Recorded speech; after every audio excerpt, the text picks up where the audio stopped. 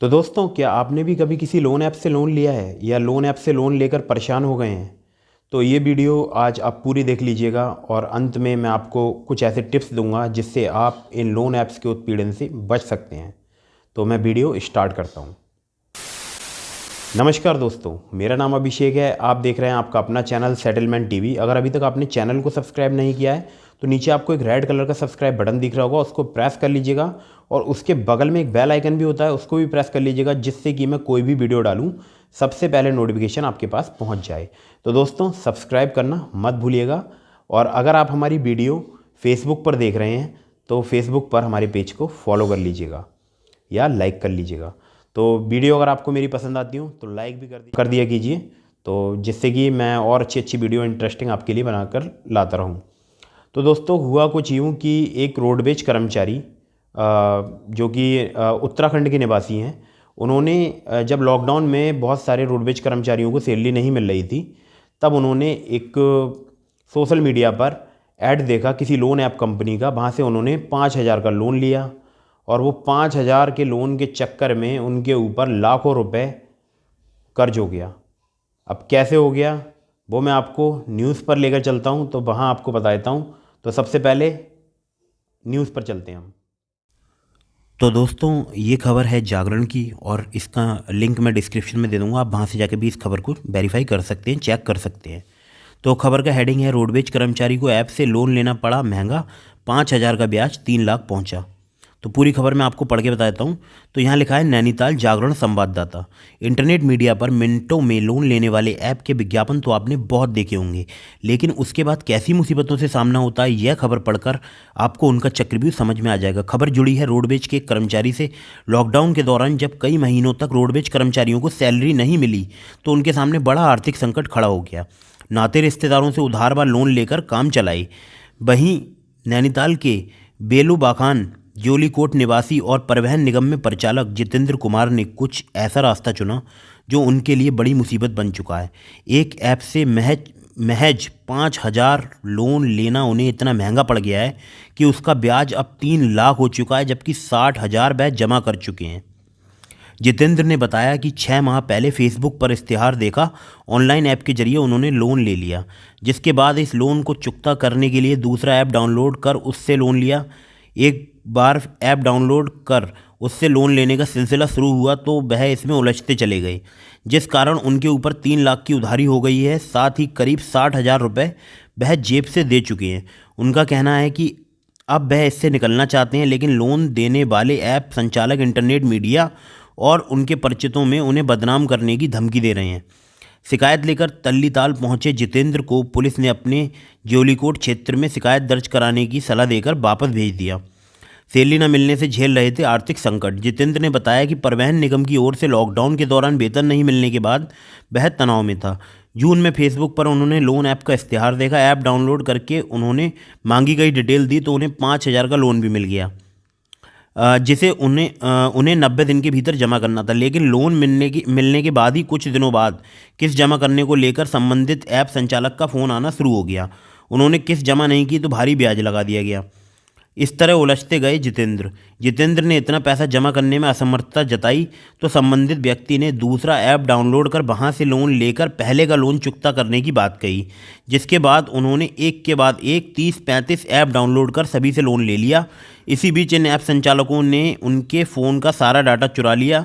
बताया कि लोन लेने के बाद इन कंपनियों द्वारा भारी भरकम ब्याज लगाने से करीब 3 लाख रुपए उधारी हो चुकी है। साथ ही वह घर के गहने गिरवी रखकर 60,000 रुपये अपनी जेब से चुका चुके हैं। आरोप है कि इन लोन कंपनियों द्वारा फ़ोन कर उन्हें बदनाम करने की धमकी दी जा रही है। अब जितेंद्र साइबर सेल में गुहार लगाने की तैयारी में है। तो अब आप समझ सकते हैं कि लोन ऐप्स का उत्पीड़न कितना बढ़ चुका है। तो देखा आप लोगों ने कि कैसे एक रोडवेज कर्मचारी जो कि 60,000 रुपये चुका है तो देखा आप लोगों ने कैसे एक रोडवेज कर्मचारी ने 60,000 रुपये चुका दिए हैं और इसके अलावा जेवर और जो गहने थे घर के वो भी गिरवी रख चुके हैं और इतनी ज़्यादा परेशानी में वो फंस गए हैं लोन ऐप्स के जाल में आकर। तो मैं आज आपको कुछ टिप्स दूंगा जिससे कि आप इनसे बच सकते हैं। सबसे पहले मैं आपको एक टिप्स देना चाहूँगा कि आप कभी भी किसी भी ऑनलाइन लोन एप्लीकेशन से बिना ये जाने लोन ना लें। पहले ये चेक कर लें कि वो NBFC रजिस्टर्ड है या नहीं है। पहले ये बहुत अच्छे तरीके से श्योरिटी हो जाए आपको कि ये ऐप NBFC रजिस्टर्ड है, तभी लोन लें, अदरवाइज़ लोन ना लें, क्योंकि बहुत सारे fake platform Google play store पर मौजूद हैं। इसके अलावा अगर आपने लोन ले लिया है और आप फंस गए हैं, आपको लोन एग्रीमेंट लेटर नहीं मिल रहा है, आपको नहीं बताया जा रहा है कि आपकी कौन सी NBFC है, जब आप सिविल रिकॉर्ड चेक करते हैं तो वहाँ पर भी कोई अपडेट नहीं मिल पा रही है, और आपको मानसिक रूप से परेशान किया जा रहा है, आपको धमकी दी जा रही है कि आपकी कॉन्टैक्ट लिस्ट हमारे पास है और आपके रिश्तेदारों को कॉल किया जाएगा, आपकी बदनामी की जाएगी, आपके फ़ोटो पर चोर फ्रॉड लिख कर भेजा जाएगा, आपके डॉक्यूमेंट जो हैं वो सार्वजनिक किए जाएंगे, या आप जो हमसे बात कर रहे हो इसकी रिकॉर्डिंग हम सार्वजनिक करेंगे। तो ऐसी बहुत सारी धमकियां अगर आपको मिल रही हैं तो आपको घबराना नहीं है, कोई भी गलत कदम नहीं उठाना है। आपको सिंपली अपने नज़दीकी पुलिस स्टेशन में जाना है, कंप्लेंट रजिस्टर करानी है। इसके अलावा आपको RBI के सचेत पोर्टल पे कंप्लेंट रजिस्टर करानी है। RBI का एक सचेत पोर्टल है, वहाँ पर आप कंप्लेंट रजिस्टर कराइए। और अगर NBFC नहीं बता रहे हैं वो लोन ऐप्स वाले, तो आप सचेत पोर्टल पे कंप्लेंट करना मत भूलिएगा, और पुलिस कंप्लेंट की कॉपी अपने सभी कॉन्टैक्ट्स को भेज दीजिएगा पहले ही।